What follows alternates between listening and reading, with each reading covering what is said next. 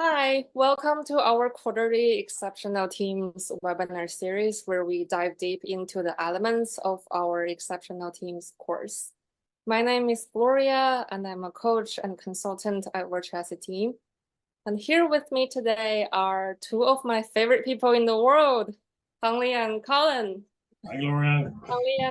Hanlie and Colin are the founders of Virtuosity Team, and they are the brains behind our Exceptional Teams courses. Hanlie is the behavioral expert of our team. She specializes in systematic behavior change, habit adoption, and many other things. She is also an author, a researcher, and a coach as well. Welcome, Hanlie. Thank you, Gloria. And Colin is the technician behind Virtuosity Team.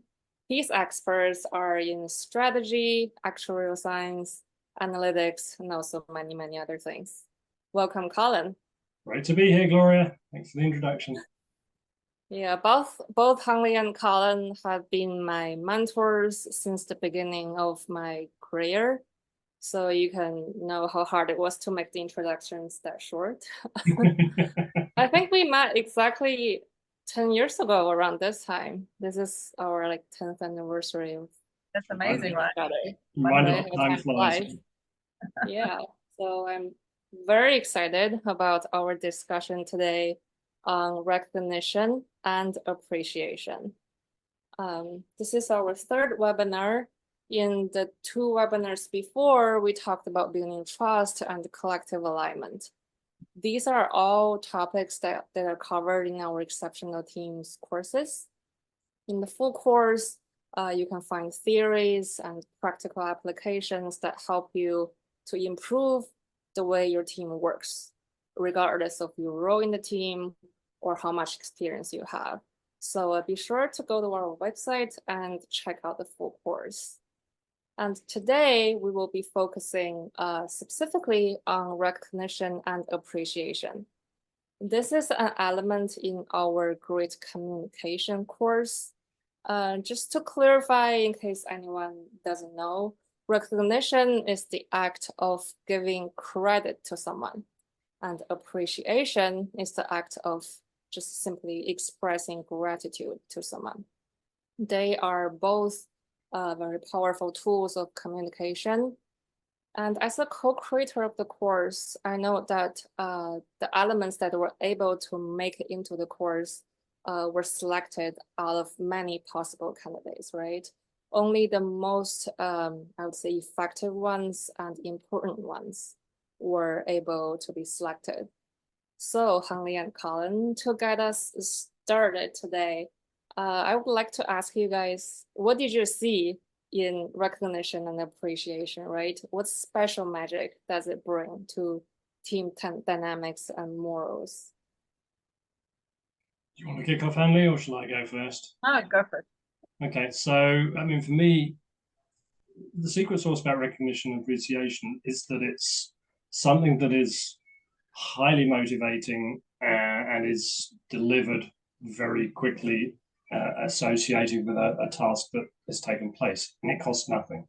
All it takes is a very deliberate attitude or frame of mind of the leader or the manager to notice that something is happening with their team members and to say, I see it, I see you, I see what you have done, and I appreciate what you've done. It's a very simple thing, it's a very natural thing, but the challenge, I don't want to dive into the challenges too quickly, but it doesn't happen anywhere near as often as you'd expect. I mean, Hanlie, why would that be? What is it about the cultures that we set up in the workplace that make it so difficult for people to give what probably is quite natural feedback? I think you're right. I think there are cultures that build it in, organizational cultures that build it in, and then there are those that perhaps don't or miss the value of what it might bring, and are a little bit more task focused or think that people are only driven by monetary, right, reflections of their value. And I think that's where we can begin to understand the impact this has on a human level for people, because beyond money, these are things that you can give people that often shows them the value that they're bringing to the team, to the organization. And it's, for the most part, cheap and easy to do, right? It's operationalizing that is sometimes the missing part. So I think it's just because of the way that we approach a business sometimes that we forget the importance of this and don't necessarily build it in. Yeah. Okay. What I would also say here is, everyone is also a little bit different, right? There are people who are intrinsically motivated and people who are extrinsically motivated. And so people who are more extrinsically motivated probably will respond or react to this more so than people who are naturally intrinsically motivated. So some of us will feel and know that we're doing a good job and don't need anyone to tell us that because we're fine with it. And others will look for that external validation, which energizes them and gives them motivation, right? And increases the morale. And actually, Gloria, this is a question I was actually thinking about when you were doing the introductions. I wonder if there's also a cultural difference. We all come from different countries, Yeah, right? Yeah. And I wonder if there's DEI expert, you should know this. And I wonder, what the differences might be, even from the kind of countries and cultures that we grew up in, that may play. Yeah, I was also thinking about when you said intrinsic and extrinsic. I was wondering how much of that is because of the culture you're in, or because of who you are, right? Or a combination of the two, perhaps. And it's always, we all have certain personality patterns and traits. But the culture will obviously play into that by increasing it or decreasing some of those needs. I mean, this presents a real problem for managers then, because you're saying that the people are different. So some want a lot of stroking and support and recognition and appreciation for what they're doing just to keep them level. Whereas others, and perhaps like me, I feel I'm very intrinsically driven. You don't need to say that. It's absolutely fine. No, leave me alone. It's okay. So you're saying basically managers have got to figure it out. Is that what we're saying? I would say so. I think that recognition, you can operationalize both of these, but I think it's important on a individual level in your team to understand your team members well enough to be able to adjust whatever might be sort of standardized in the company or in the team or not. Knowing that one of your team members may just need it every day and another team member might need it once a month, right? And that's okay. And also the way in which you might recognize and or appreciate them could differ. Yeah. So also thinking also for the employees, for team members, how do you get them to feel comfortable about being recognized and appreciated? Right. That for me, that didn't come natural. When I went to work in the US, it's such an appreciation culture and recognition culture, which made me very uncomfortable.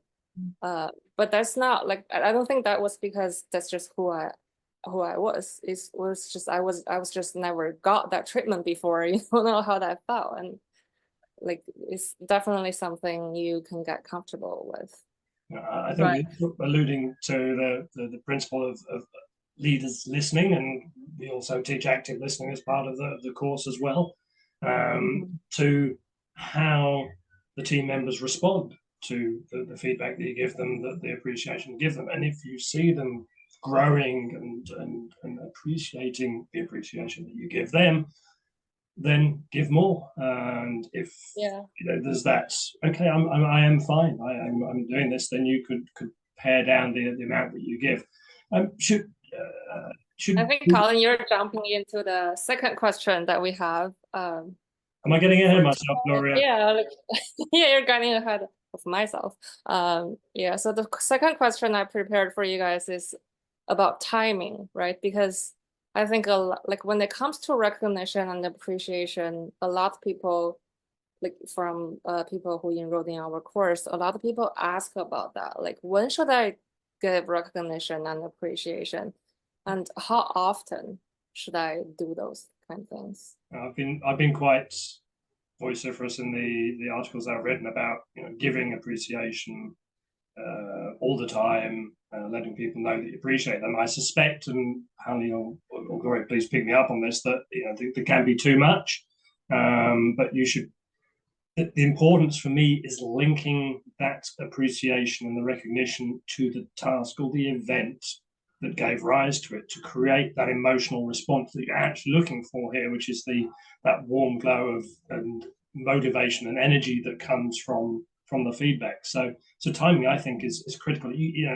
So often through my career, I have sat in a performance review and people have sat down and said, really appreciate what you've done. You did this, it's fantastic. I'm going, that was 6 months ago. I can't remember what I did or how I did it well or whatever. It's just wasted. I presume you think the same. Yeah, absolutely. And it just reminded me of our feedback model as well, in which we say that you have to have the conversation first about what do you want feedback about, right? And maybe there's the same conversation that you can have here is, how would you like to be valued and recognized, right? Because you could appreciate something that I've done that I don't necessarily feel I need it for, or think that it's, that it mattered that much. But if I've already done something that I think has contributed to the company or to the team, and that's important for me to hear that appreciation or be recognized for that would be quite important. So I think it can be adjusted according to the individual, but I think your question, Gloria, was around how often, when. Right, how often as well. Right, and I agree with Colin. I think it's important to do it very often, but not so often that it becomes something that is not valued, right? That you do want to keep a little bit of the intrigue around it, the surprise around it, all those kinds of things. So don't make it too routine that it loses some of its impact. Yeah, and the common trap I would say I often see is when the leadership standardize the frequency of recognition, like you have to do it every week. And then people go out there and if really nothing happened last week, then they'll make something up, right? So being flexible and adjust it to a team dynamic, I would say also is very important. Yeah, I mean, what's coming up for me as you're saying those things is insincerity. It's because it's predictable or framed. It becomes insincere. It's not coming from the heart of the leader. And I think that sincerity and the authenticity of the feedback, making it very specific. So don't just say thanks, you've done really well. Say thanks, you did this task for this customer really well. I saw that you did this and I really appreciate that you did it in that way.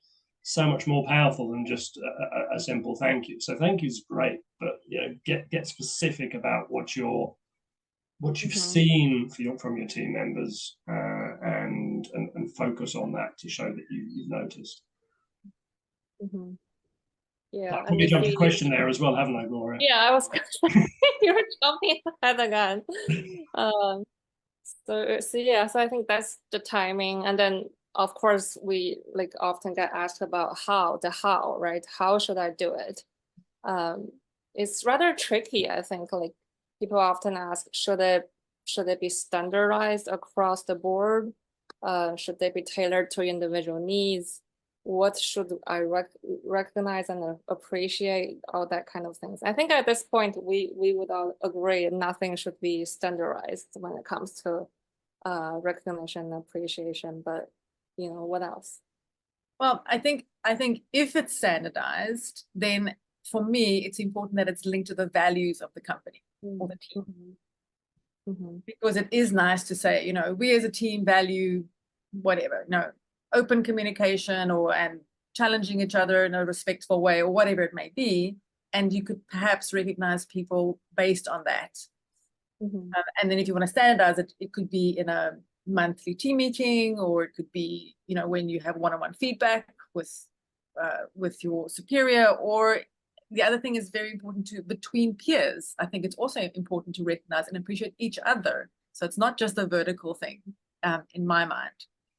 So I think that's one thing. I think, again, back to that surprise element, I think if you combine the two, if there's some kind of link to the values that's semi-standardized, let's call it that. And then there's this element of fun and surprise and enjoyment that comes from just surprising someone with a card or with a small gift or with whatever it is that you're able to do. I think that makes part of it also fun.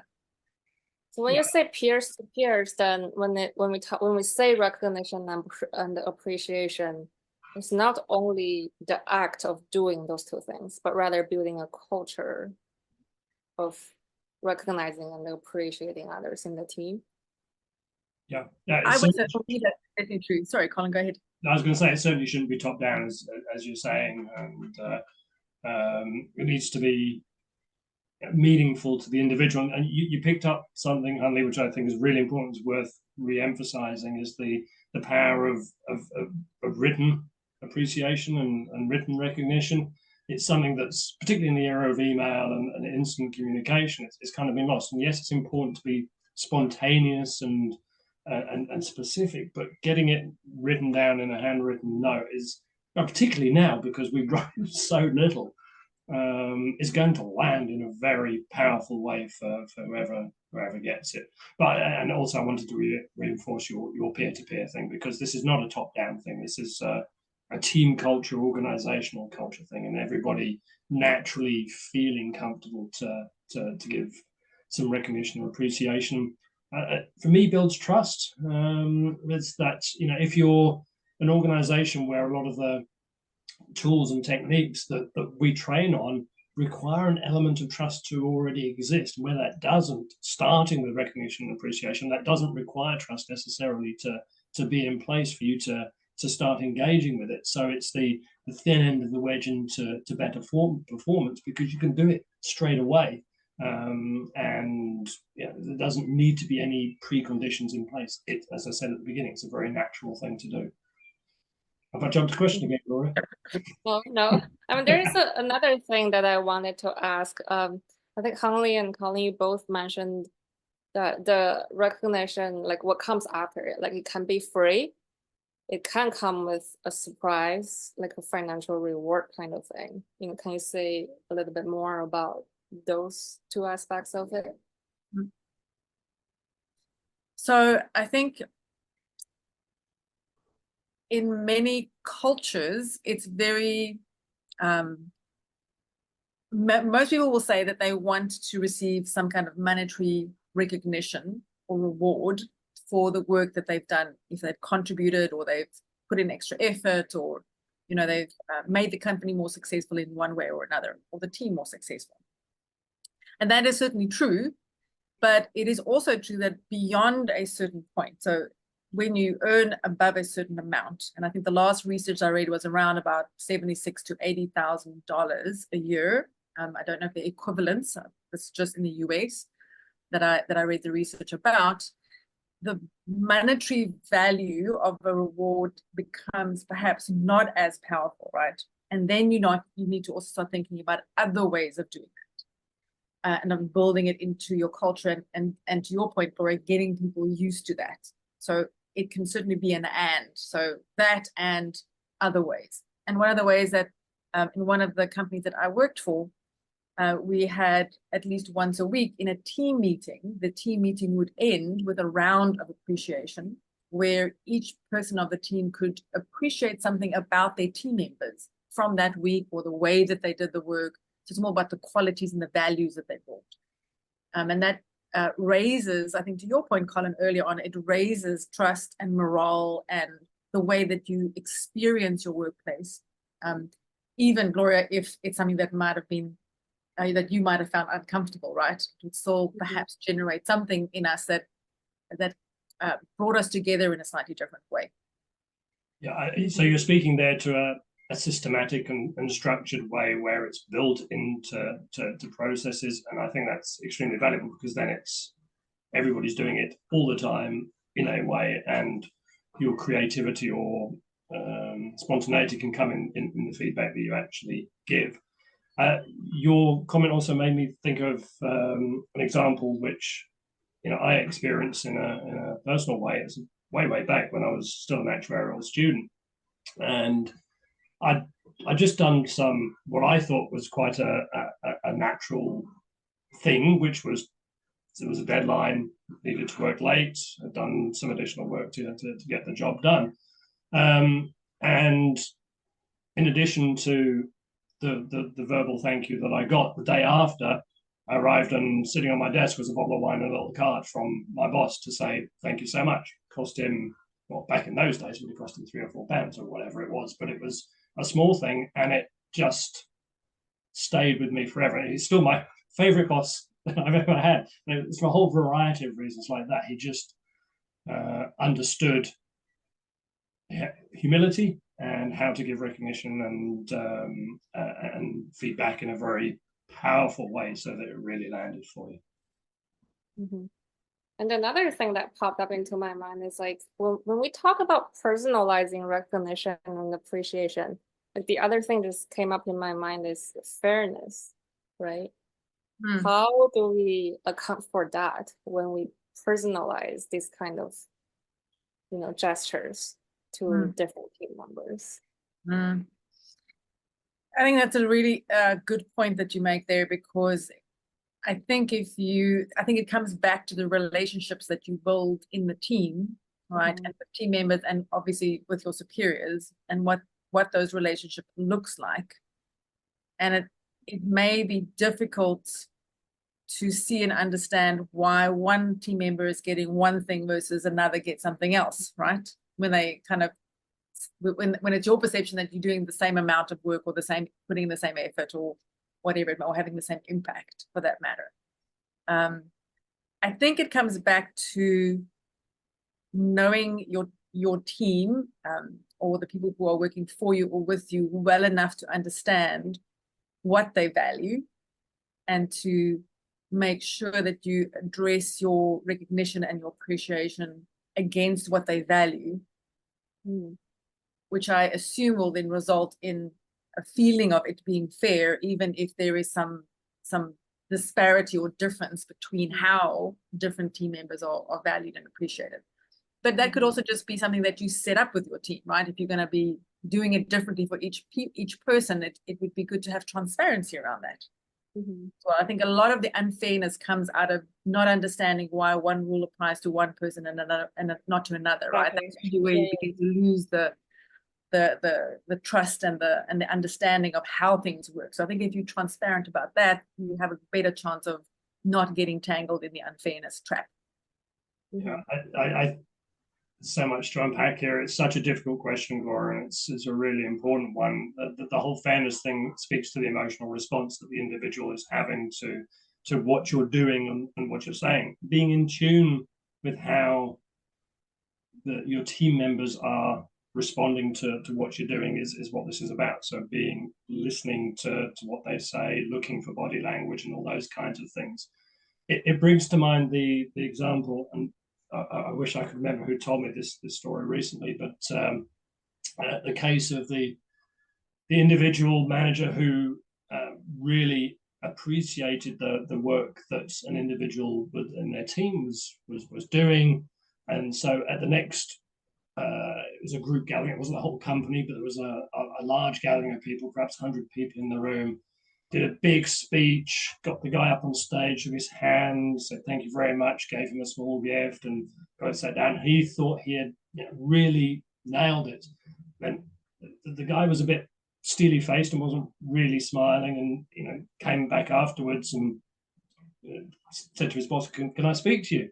Knocked on the door, came in, shut the office door and said, look, don't ever do that to me again. Do what? Don't put me on a stage in front of people and talk about what I've done. I don't want you to do that. And so sometimes people you will not want the style of recognition you think they might want. You've got to listen very carefully.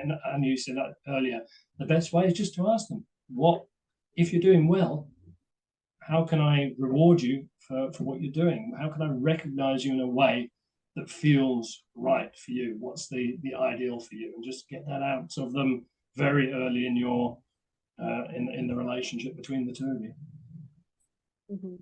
And something just occurred to me as you were talking about that also, Colin, and back to that, it doesn't always have to be money, because sometimes you in a startup, and there's just not enough money to go around. So you can't give monetary rewards, for example. And to your point, Colin, how people like to be perhaps recognized and appreciated. And it could even be something like time. Time is such an important thing to us nowadays. An extra day off, or those kinds of things could make a very big difference to someone's life. So think outside of the box a little bit, and explore what else might have value beyond what typically comes to mind. And like Colin said, having that conversation, right, with each employee to ask, you simply just ask and listen. And also just tie it, always tie it to your team purpose, your team values. That's the safe place to go. And here's a funny story. One of the things that you both know about me is that I poke holes, right? I'm a one that looks for, well, why this won't work, and what all the things that can go wrong, and here are the 50 things that we have to think about, right? And it's not always something that lands well with teams, because they don't want someone figuring out what's going to go wrong, but it's in the spirit of trying to make something better. And as teams have gotten to know me, that's something that they value, recognize, and appreciate about me. I just have to be careful not to do it all the time, of course, because that's, no one wants to have a negative Nelly around. But even something like that might be a little bit uncomfortable for the team, but understanding the value it brings and being recognized for it, I think becomes very powerful in boosting morale and engagement, for that matter. Yeah, and if it's a public recognition, other than like effects for that employee, it also sets up kind of like setting up role models for the team. So I think that can be also a factor you need to consider when you decide, what do I want to recognize publicly versus personally. Yeah, that reinforcement of values. I mean, Hanlie talked about it earlier, creating that, what we call the corporate hero archetype, that's making sure that the recognition, the public recognition, the visible recognition is done for people who are following the guidelines of what you're looking to establish, so you're not. But build that in, because it is a very powerful motivator, both on a human level, on a team level, and on an organization level. So if you don't have that kind of culture established, begin to work towards establishing it. And if you already have it established, think about how you can make improvements around that. I think from my point of view, of course, the course is there to the extent that anybody wants to go and learn more. Our Great Communication course, which is part of the Exceptional Team series, is available to everybody who wants to understand what it takes to create a great team, an exceptional team. And it includes other aspects like active listening, great communication, and so on. So with that, Hanlie, anything further before we say goodbye to everybody? So I think to wrap up, we should walk our talk, right? And appreciate each other. And unfortunately, Gloria has dropped off, but we can appreciate her in her absence, and she can listen to the recording, and we'll certainly reach out to her afterwards. As we know, Gloria was very humble at the beginning, and yes, when she first started working with us 10 years ago, she was fresh-faced out of university, but appreciate now that after 10 years of personal growth and development to a coach, it's just seeing how she handled this webinar, I thought was incredibly professional, and really helped us settle into a nice discussion. I agree. So I would like to appreciate both of you, and Colin, I'll go with you first. I really appreciate how you bring a different point of view, and this is something that we've also learned about each other from years of working together, is that we have very different approaches and perspectives of things. I really appreciate that you bring that perspective, which allows me to reflect differently and look at something differently as well. And for Gloria, Gloria, what I appreciate about you is that you have an incredible way of clarifying and structuring something in such a way that it is easy for people to follow, understand, and engage in the conversation. So you have this incredible clarifying effect for me when it comes to how you work and how we work together. So, and I really appreciate that about you. Hanlie, I'll finish my appreciation for you to round it all off. I'm assuming we're not going to we might be getting Gloria back, I'm not sure, but what I appreciate is the way in which you fill the gaps. For me, there's always something deeper and more meaningful that you find from all your life's experiences, from the research that you've done, that just complements the structure and the systemic approach that I bring to bring feeling and traction and emotion to the concepts that we're trying to deliver. So thank you for that. Gloria, are you there? One last chance. Am I here? I have no idea. Am I back? You are back. Hello. Okay, great. So I made it in time for appreciation, I think. Yes, we'll be finishing up with appreciation. Well, of course, I want to appreciate you guys for handling it while I wasn't able to come in. And also for, I guess, for our viewers for putting up with this technical difficulty that we had. It's an honor to have this discussion with you. I've learned a lot new things from you as always. And for those of you who are still here with us, if you're interested in learning more about recognition and appreciation or other aspects that we have talked about of building exceptional teams, please go visit our course by clicking the link on the slide or going to our website at virtuosityteam.com. We are pleased to offer a 25% discount to all the attendees who attended this webinar. So be sure to take advantage of this offer and check out our course. And you can also find us on all the social media platforms by just searching Virtuosity Team. Follow us for practical tips and insightful articles on building exceptional teams. Thank you again for joining us today. And big thank you again, Hanlie and Colin. I so enjoyed it. I hope we do this more often. And until our next discussion, keep recognizing and appreciating in your lives. Have a look. Come join us in learning more about it in the courses. And yeah, we'll be back another webinar in 3 months or so. Sure. Thanks, everybody. Perfect. Thank Thanks, you. Gloria. Thanks, Hanlie. Bye, everybody. Thanks, Gloria. Thank you.